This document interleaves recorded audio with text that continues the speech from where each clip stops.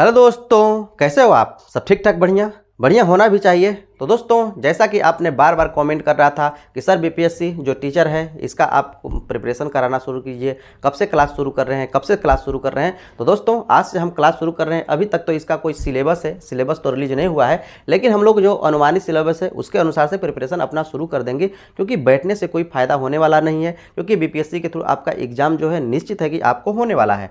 तो हम लोग बात करने वाले हैं आज के सेशन में नंबर सिस्टम के बारे में, क्योंकि काफ़ी ही महत्वपूर्ण आपको टॉपिक है नंबर सिस्टम, जो आपका है ना कंपटीशन का आत्मा है, और उसमें भी मैथ का ये आपको आत्मा है। जो नंबर सिस्टम है ये आपको मैथ का आत्मा है। कोई भी ऐसा कॉम्पिटिटिव एग्जाम नहीं है जो कि नंबर सिस्टम से प्रश्न न पूछता हो, कोई भी ऐसा नहीं है। तो हम लोग नंबर सिस्टम के बारे में हम लोग सीखेंगे, और नंबर सिस्टम में इकाई अंक के बारे में सीखेंगे। हो सकता है कि आप इकाई अंक निकालना जानते हो, लेकिन कुछ ऐसे प्रश्न आपको मिलेंगे जहां आप फंस जाने वाले हैं। तो इस वीडियो में आप अंत तक बने रहिएगा, क्योंकि काफ़ी ही महत्वपूर्ण टॉपिक है और काफ़ी ही महत्वपूर्ण कॉन्सेप्ट है। बार बार पूछे जाते हैं इससे प्रश्न, ठीक है ना। तो सिंप्लीफिकेशन, नंबर सिस्टम और ये सभी काफ़ी अपने आप में महत्वपूर्ण टॉपिक है, और इससे क्वेश्चन आपको निश्चित है कि बनता है। तो ये अपना सिलेबस रिलीज करे या न करे, ये सभी टॉपिक तो आपको निश्चित ही पूछे जाने वाली हैं। तो चलिए हम लोग आज का सेशन शुरू करते हैं। और दोस्तों, यदि अभी तक नहीं सब्सक्राइब किए हैं तो जरूर सब्सक्राइब कर दीजिएगा और अपने दोस्तों में शेयर भी कर दीजिएगा। तो चलिए हम लोग शुरू करते हैं। फर्स्ट क्वेश्चन जैसे ही आपको दिया हुआ है गुणा के रूप में, इसका इकाई अंक आपको बताना है। तो इकाई अंक बताने के लिए आपको कुछ नहीं करना है, सिर्फ एक सा आपको कॉन्सेप्ट याद रखना है कि आपको चाहिए क्या, इकाई अंक। आपको चाहिए इकाई अंक। इकाई अंक आपको कब प्राप्त होगा? जब इकाई से आप गुणा कराएंगे तब आपको इकाई अंक प्राप्त होने वाला है। इतनी बात तो आपको याद रखनी पड़ेगी, ठीक है ना, और याद होनी भी चाहिए। अर्थात कहने का अर्थ है कि मान लीजिए कोई ये संख्या 21 है, ये आपका 24 है, इसको हम गुणा कराएं और कहें कि इसका इकाई अंक क्या होने वाला है, तो आप इसको पूरा गुणा कराइए, या फिर सिर्फ आप इकाई अंक को गुणा करा दीजिए, 4 आएगा, और यही क्या आने वाला है, इसका यूनिट डिजिट आने वाला है, अर्थात इकाई अंक आने वाला है। क्या कोई तकलीफ है? कोई तकलीफ नहीं है। तो ये इतनी बड़ी संख्या, क्या कितनी ही बड़ी संख्या हो और इस तरह से आपको लिखी हो और उनका आपको इकाई अंक ज्ञात करना है, तो कुछ नहीं करना है, बस उनके आपको इकाई अंक से मतलब होना चाहिए। तो इसका इकाई अंक 2 है, इसका इकाई अंक 3 है। यहाँ पर देखिए इसका 6 है, इसका 4 है, तो इनके इकाई अंक को आपस में गुणा कराइए। इनके इकाई अंक को गुणा कराइएगा तो 2 है, 3 है, इनको गुणा करिएगा तो क्या प्राप्त होने वाला है? 3 दूना के 6। यहाँ पर 6 है, 4 है, तो कितना होने वाला है? 6 चौके 24। तो इस 2 से आपको मतलब नहीं होना चाहिए, आपको मतलब होना चाहिए इकाई अंक से। अब जो इकाई अंक बचे ना, अब उनका आपस में आप गुणा कराइए। अब जब इनका आपस में आप गुणा कराएंगे तो 6 चौके कितना होने वाला है? 24 होने वाला है। अब इसमें इस 2 से कोई मतलब नहीं है, ये जो 4 है ना, इससे मतलब होने वाला है आपको, और यही क्या होने वाला है? आपका इकाई अंक होने वाला है। बात समझ में आ रही है? तो इतनी बड़ी गुणा का इकाई अंक आएगा ये आपका 4 आने वाला है। तो आपको कुछ नहीं करना है, ये सारी क्रियाएं तो आप मन में करने वाले हैं, तो समझने के बारे में बात है। आप यहीं से डायरेक्ट करेंगे, 3 दूना के 6, इसका 6 हो जाएगा, 6 के 36, इसका 6 हो गया इकाई अंक। यहाँ पर 6 चौके 24, 24 में 4 हो जाएगा, यहीं से इकाई अंक आपको प्राप्त हो जाता है। तो इस तरह से आपको इकाई अंक ज्ञात करना है, ठीक है। अब देखिए उसी तरह से ये आपका प्रश्न है, और इसमें आपसे पूछ दिया जाए कि इकाई अंक क्या होगा। आप आसानी से निकाल सकते हैं, बिल्कुल ही आसानी से निकाल सकते हैं। तो ध्यान दीजिए ये कह क्या रहा है, ये है 81 है, 82 है, 83 है, और ये है क्या? 93 तक। बात समझिए, ये है 93 तक, और इसमें पूछ रहा है कि इकाई अंक क्या होगा।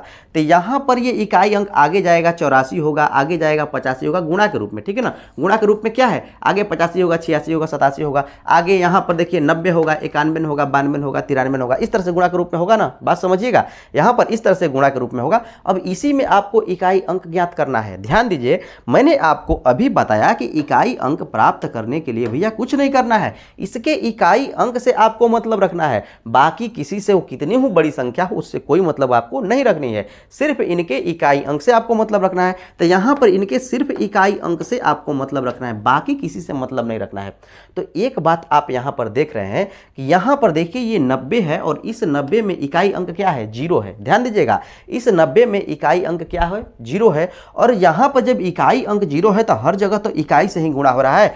1 में 2 से कीजिएगा 2 आएगा, 2 में 3 से कीजिएगा 6 आएगा, 6 में 5 से कीजिएगा 30 आएगा। बात समझिए, हम सिर्फ इस तरह से कह रहे हैं। तो इसका गुणा कर रहे हैं, तो जो इकाई के स्थान पर है 0, जब एक बार 0 आ गया इकाई के स्थान पर ना, अब इकाई के स्थान पर चाहे कोई भी संख्या हो, हम इस 0 में 3 से ही क्यों ना गुणा करा दें, हमेशा इकाई स्थान पर क्या आने वाला है? 0 ही आने वाला है। तो आपको यहां पर यह देखना है कि जब इस तरह से एक्सप्रेशन दे दिए जाए ना, तो कुछ नहीं आपको करना है, आपको देखना है कि क्या उसमें 2 और 5 एक साथ मिल रहे हैं, क्या उसमें 2 या 1 5 एक साथ मिल रहे हैं या फिर कहीं 0 मिल रहा है, यदि कहीं 0 मिल रहा है या फिर 2 और 5 एक साथ मिल रहे हैं तो हमेशा उस एक्सप्रेशन का इकाई अंक 0 ही होने वाला है। क्यों? क्योंकि 2 और 5 में हमेशा गुणा होगा, और जब गुणा की स्थिति में जब गुणा होगा तो हमेशा क्या आएगा? 10 आएगा। जब 10 आएगा तो इकाई अंक क्या होने वाला है? आपका 0 हो जाने वाला है। क्या कोई तकलीफ है? मैं आशा करता हूं कि ये बात आपको समझ आ रही है। तो यहां पर तो गुणा वाली भी बात नहीं थी, ऑलरेडी यहां पर 90 आपको दिख रहा था कि 90 होगा, 91 होगा, 92 होगा, आगे वाला 93 होगा, तो यहां पर 0 प्राप्त हो जा रहा है। तो जब भी इकाई के स्थान पर गुणा के रूप में एक्सप्रेशन दिया हो और इकाई के स्थान पर 0 प्राप्त हो तो हमेशा उस एक्सप्रेशन का, अर्थात इसको हम लोग गुणा करें पूरे के पूरे को, तो हमेशा इकाई स्थान पर 0 ही आने वाला है। इतनी तो आपको कोई तकलीफ नहीं है। तो इतनी बात आपको समझ में आ गई। अब चलिए हम लोग आगे के प्रश्नों को देखते हैं। मैं आशा करता हूं कि इतनी कॉन्सेप्ट आपको समझ में आ गई। बहुत सारे तरह के आपको कॉन्सेप्ट मैं सिखाने वाला हूं, तो अंत तक आप जरूर बने रहिएगा क्योंकि ये वीडियो आप लोगों के लिए काफ़ी महत्वपूर्ण होने वाला है। अब देखिए दोस्तों, ये उसी तरह का प्रश्न है, आप चाहें तो इसे बना सकते हैं, लेकिन पुनः एक बार मैं फिर आपको समझाने का प्रयास कर रहा हूं। ध्यान दीजिए, यहाँ पर गुणा है, यहाँ पर प्लस है और यहाँ पर गुणा है।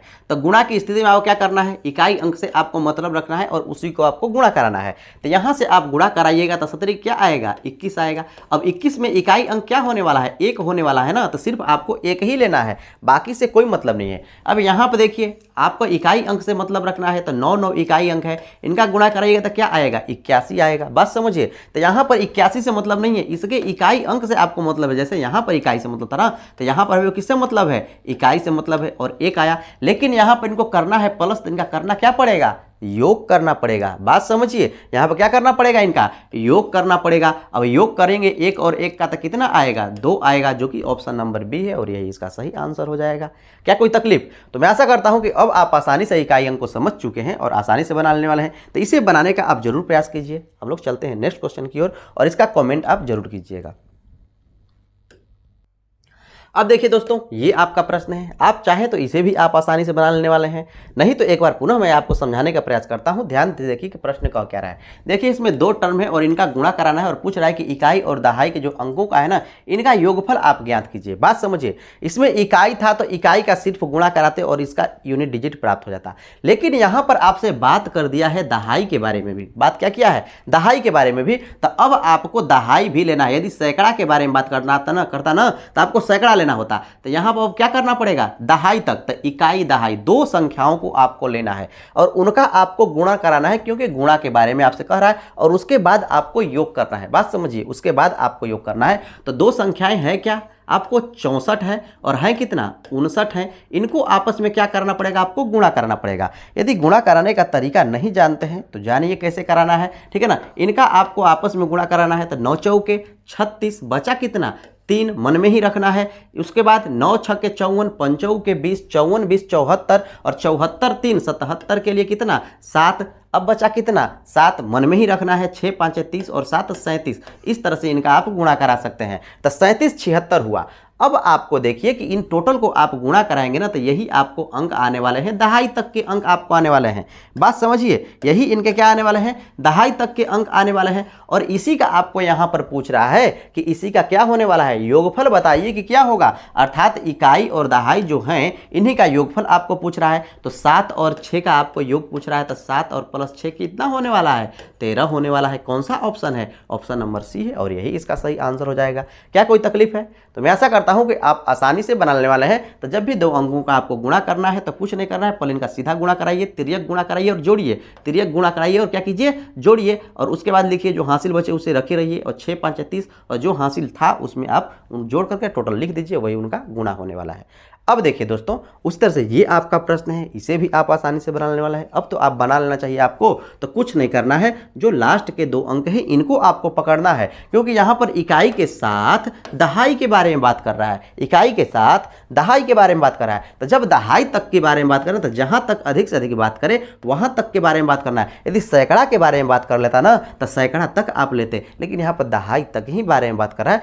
तो दहाई तक आपको लेना है। तो ये क्या है? 86 है और नीचे क्या है आपका? यहाँ पर 14 है। तो इन्हीं का क्या करना है? आपको यहाँ पर गुणा कराना है और गुणा करा करके उनका योग कर देना है। मैं आशा करता हूँ कि अब इसे आप आसानी से करा लेने वाले हैं। तो गुणा कराने का तरीका आप जानते हैं कि कुछ नहीं करना है, पहले इनको आपस में गुणा कराइए। तो 6 चौके 24 के लिए 4, बचा कितना? 2 उसके बाद इनका तिर्यक गुणा कराइए और योग कीजिए। तो यहाँ 8 चौके 32, 8 चौके 32, छक्का 6 38, 38 और इसका जो 2 बचा है हासिल वो 40, 40 के लिए कितना होने वाला है 0, बचने वाला कितना है 4 और 8 का 8, पुनः क्या करना है इनका आपको गुणा कराना है। तो 8 का 8 और 4 कितना होने वाला है 12 होने वाला है, अर्थात ये 1204 आ जाएगा। तो आपको अब करना क्या होगा, इनके इस 2 अंकों से आपको मतलब रखना है, ठीक है ना। दहाई के बारे में बात करें तो सिर्फ 2 के आपको मतलब रखना है और इनका आप योग करेंगे क्योंकि योग ही तो आपसे पूछ रहा है। तो यहां पर आप 0 + 4 करेंगे तो कितना आने वाला है 4 आने वाला है, जो कि ऑप्शन नंबर डी है और वही उसका उचित आंसर होगा।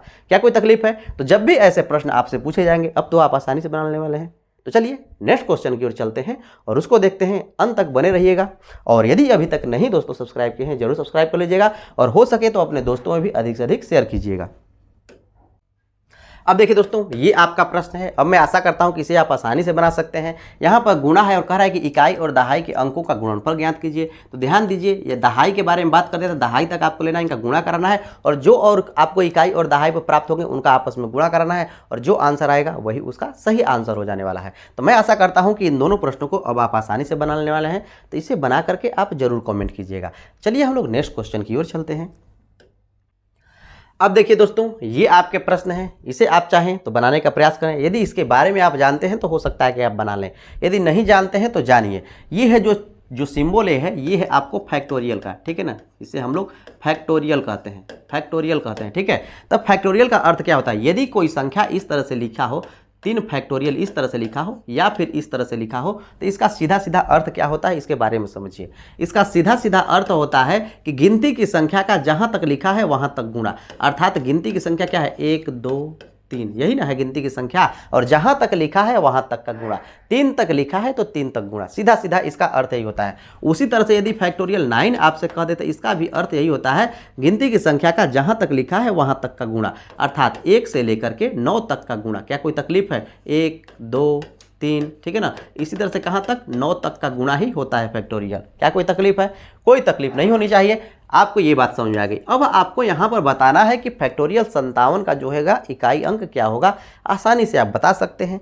कैसे बता सकते हैं तो बात समझिए। यहाँ पर ये जो फैक्टोरियल 57 है इसका अर्थ क्या हुआ, फैक्टोरियल 57 का अर्थ क्या हुआ कि 1 से लेकर के 57 तक का गुना, 1 से लेकर के 57 तक का आपका क्या होने वाला है, गुना होने वाला है। 57 तक का क्या होने वाला है, आपको गुना होने वाला है। बात समझिए, यही ना आपका गुना है, यही कहाँ तक होने वाला है तो 57 तक आपको गुना होने वाला है 1 से लेकर के।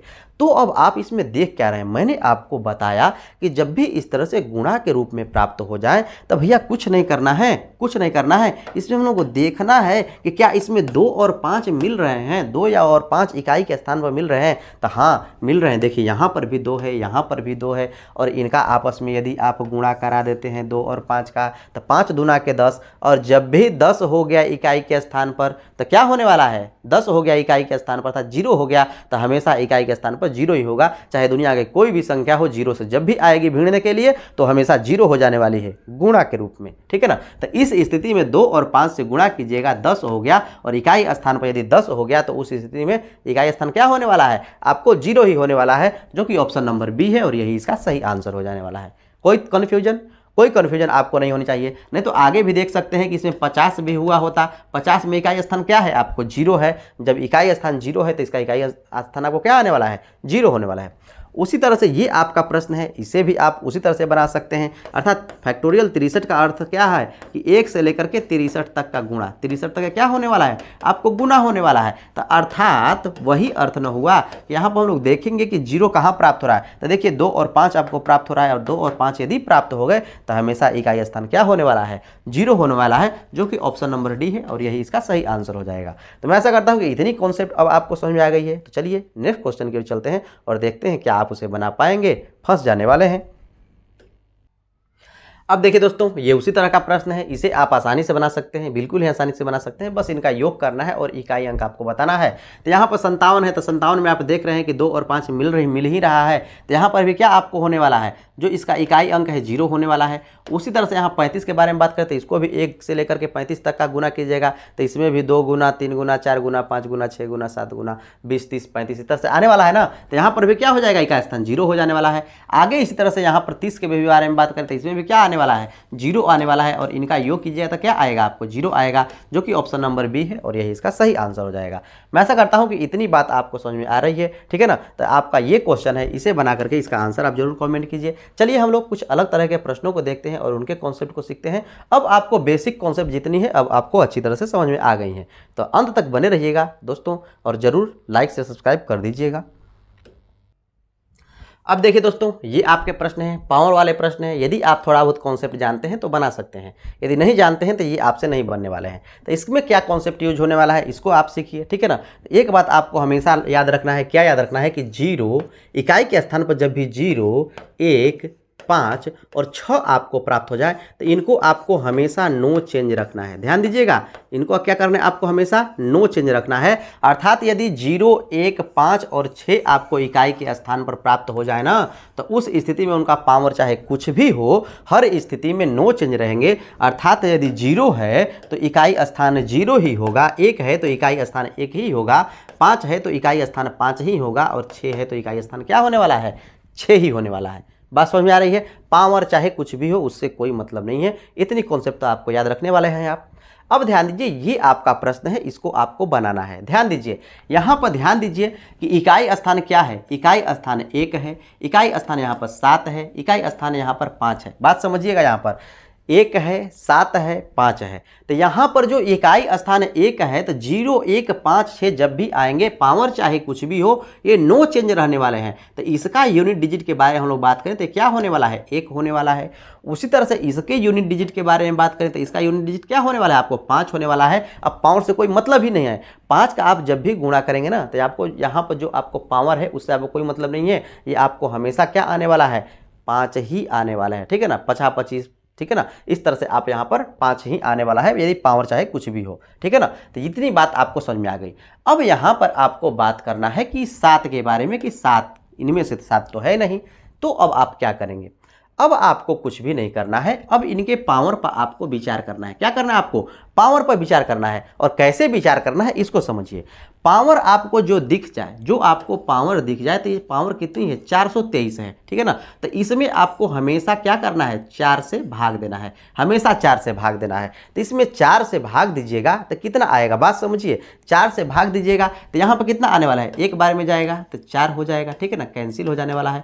2 आएगा, नहीं जाएगा, ठीक है ना। 3 आएगा, और 4, 5 कितना होने वाला है, 20 आने वाला है। और शेष कितना बचने वाला है, 3 बचने वाला है। ध्यान दीजिएगा, यहाँ पर शेष कितना बच रहा है, आपको 3 बच रहा है।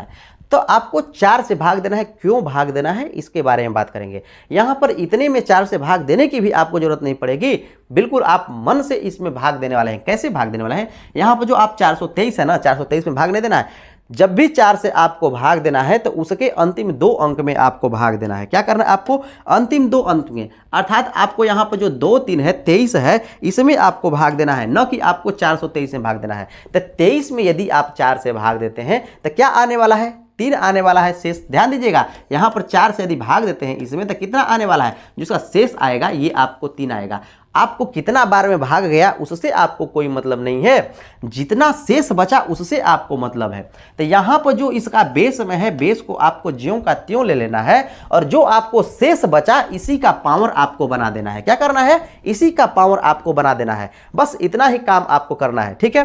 तो यहाँ पर आपको बचा शेष 3 इसका पावर बना लीजिए। तो 7 49, अब 49 जो आएगा 49 से पुनः 7 से आपको गुणा होने वाला है, तो 9 7 कितना होने वाला है, 63 होने वाला है। कहने का अर्थ है कि 7 गुना 7 गुना 7 है, इनका गुणा कराइएगा 49 में इकाई अंक 9 है, पुनः 9 से इसमें गुणा किया 63 में इकाई अंक कितना है, 3 है। तो इसका जो इकाई अंक आने वाला है आपका 3 आने वाला है। बात समझिए, लेकिन आपको चाहिए इस पूरे के पूरे गुना जो है ना, इसका इकाई अंक क्या होगा। तो इसका इकाई अंक 1 है तो 1 गुना, इसका इकाई अंक 3 है तो 3 गुना, इसका इकाई अंक 5 है तो 5, इसी का गुना करा दीजिए। तो 5 3 कितना 15, तो इकाई अंक क्या आने वाला है, 5 आने वाला है। अर्थात जो इसका यूनिट डिजिट हुआ ये आपको 5 हो गया। क्या कोई तकलीफ है, तो इस तरह से आपको निकाल लेना है। इतना कुछ आपको नहीं कर रहे हैं, ये समझने के बारे में बात हम कर रहे हैं, समझना है, इसलिए मैंने अब कहा। यहाँ पर हम 4 से ही क्यों भाग देंगे, क्योंकि 4 के बाद पुनः वही संख्या रिपीट होती है। कहेंगे कैसे, तो इसको समझिए। यदि मान लीजिए कि 2 है, 2 का गुना आप 4 बार कराते हैं, देखिए 2 का गुना आप 4 कराते हैं,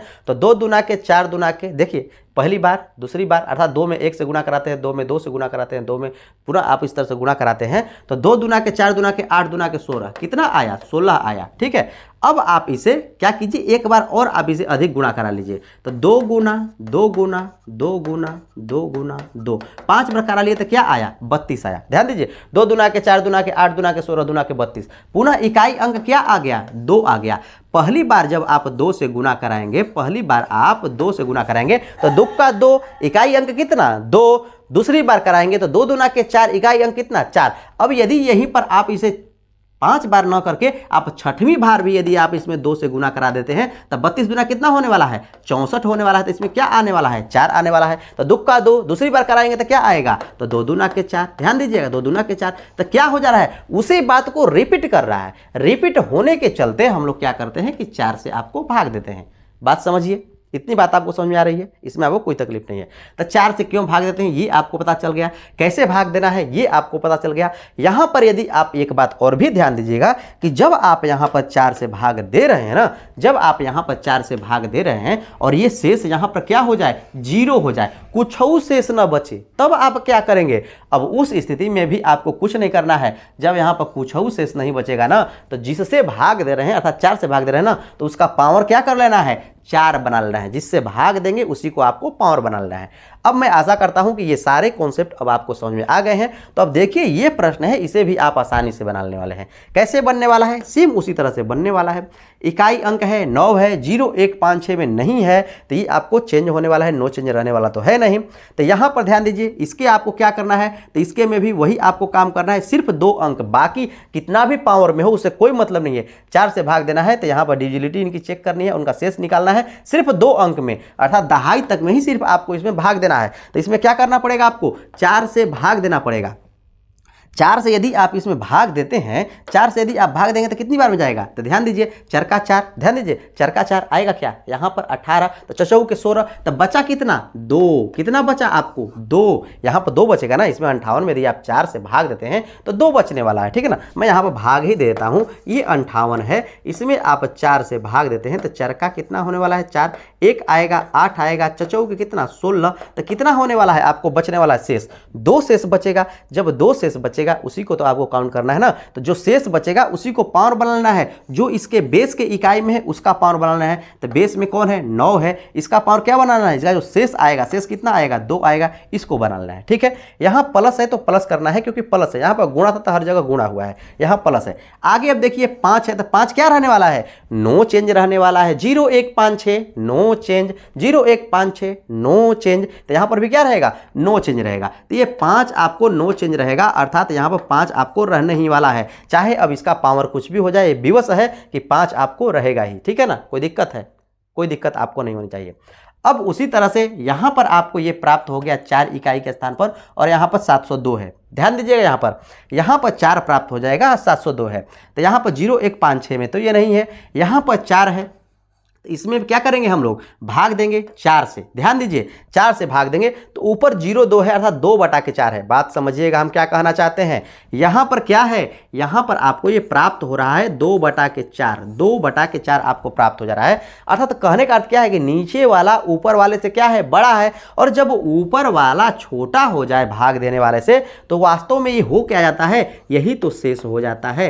यही क्या हो जाता है? शेष न होता है, क्योंकि ये छोटा हो जाए, इसमें भाग तो लगेगा ही नहीं। इसमें क्या होने वाला है? आपको भाग लगेगा ही नहीं, तो क्या हो जाएगा? आपको शेष हो जाएगा। क्या कोई तकलीफ है? मैं आशा करता हूं कि इसमें आपको कोई तकलीफ नहीं होनी चाहिए। ठीक है ना, जिस तरह से ये आपको है, इसमें आप 423 में 4 से भाग दिए हैं, तो इसको आप लिख सकते थे कि 105 पूर्णांक 3 बटा के 4, जो शेषवा था उसको क्या करते हैं? आप ऊपर रखते हैं, जो बाकी है। ठीक है ना, अब इसे आप कैलकुलेट करेंगे तो वही आपका आने वाला है 420 और 3 23 बटा के 4, 423 बटा के 4 आने वाला है। अर्थात कहने का अर्थ है कि जो ऊपर वाला है वही शेष का काम करता है, जब नीचे वाला क्या हो जाए? ऊपर वाले से बड़ा हो जाए। जब भाग ना जाएगा तो वही शेष हो जाएगा। तो यहाँ पर जो शेष है आपका हो गया कितना? 2 और जो शेष हो गया उसी को क्या करते हैं, उसी का पावर बना लेते हैं। अर्थात 4 का पावर क्या हो जाने वाला है, आपको 2 हो जाने वाला है। तो यहाँ पर इस तरह से आपका 4 का पावर 2 हो गया। क्या कोई तकलीफ? मैं ऐसा करता हूँ कि यहाँ तक आपको कोई तकलीफ नहीं है। तो यहाँ पर 9 का स्क्वायर हो गया, ठीक है ना। इसे आप कैलकुलेट किए तो यहाँ पर 2 आपको शेष बचा, इसमें भाग देंगे तो 2 शेष बचेगा। तो 9 का स्क्वायर हो गया, यहाँ 5 हो गया। चाहे कुछ ही पावर हो 5 ही होने वाला है इकाई अंक। गुना है तो गुना कीजिए। यहाँ पर क्या आपको होने वाला है, तो ध्यान दीजिए यहाँ पर इसका जो पावर है आपको 4 के पावर 2 हो जाने वाला है। अब 4 के पावर 2 को आप कैलकुलेट कीजिएगा तो 4 के 16, 4 के 16, 4 के 16 यहाँ पर हम लिख दे रहे हैं, यहाँ पर 4 के स्क्वायर ही लिख दे रहे हैं, ठीक है ना। अब यहाँ पर हम कैलकुलेट कर रहे हैं तो ध्यान दीजिए 9 9 के 81 इकाई अंक के बारे में बात करें। 9 9 के 81, 81 में इकाई अंक 1 है तो 8 को नहीं लेना है, प्लस 5 है। यहाँ पर देखिए 4 के 16, 16 में क्या है, 1 को नहीं लेना है, 6 लेना है। और 6 में क्या कराना है, 5 से गुणा कराना है। तो 6 5 है 30। अब उस 30 में इकाई अंक क्या है, 0 है। तो 1 और 0 मिलकर क्या आने वाले हैं, 1। और यही क्या होने वाला है, यूनिट डिजिट होने वाला है, यूनिट डिजिट होने वाला है। और कौन सा ऑप्शन है, 1। तो ऑप्शन नंबर सी है और यही इसका सही आंसर हो जाने वाला है। मैं ऐसा करता हूं कि अब ये बात आपको समझ में आ रही है, कोई दिक्कत नहीं है। आप इसे नहीं ये बात समझ आ रही थी तो आपको मैं यहीं पर लिख करके दिखा रहा हूँ। तो यहाँ पर ये 81 हो जाएगा, 81 और प्लस आपका यहाँ पर 5 और 16 5 80 हो जाएगा, ठीक है ना। अब 80 81 में इकाई अंक क्या है, 1 है, 0 है। तो कितना होने वाला है आपको, यहाँ पर ध्यान दीजिए 1 और 0 जोड़िएगा तो 1 होने वाला है। और 1 जो ऑप्शन है वही उसका सही आंसर हो जाएगा। तो मैं दोस्तों समय बहुत कम है, ठीक है ना, बहुत ज़्यादा लंबा वीडियो हो रहा है, ठीक है ना। तो मैं आशा करता हूँ कि आप अपना रिव्यू दें इस पर कि कैसा आपको क्लास लगा, ठीक है ना। इससे लंबा वीडियो बनाया जाए या फिर इतनी ही छोटी छोटी वीडियो ही आपके लिए पर्याप्त है। तो मैं आशा करता हूँ कि आज का सेशन दोस्तों आप लोगों के लिए बहुत ही बेहतर लगा होगा और बहुत ही अच्छी तरह से आपको समझ में आया होगा। और इस तरह के वीडियो के लिए इस चैनल पर आज बने रहिएगा। आज के लिए इतना ही, देखने के लिए धन्यवाद। हम लोग मिलते हैं इस तरह की नेक्स्ट इंटरेस्टिंग वीडियो में।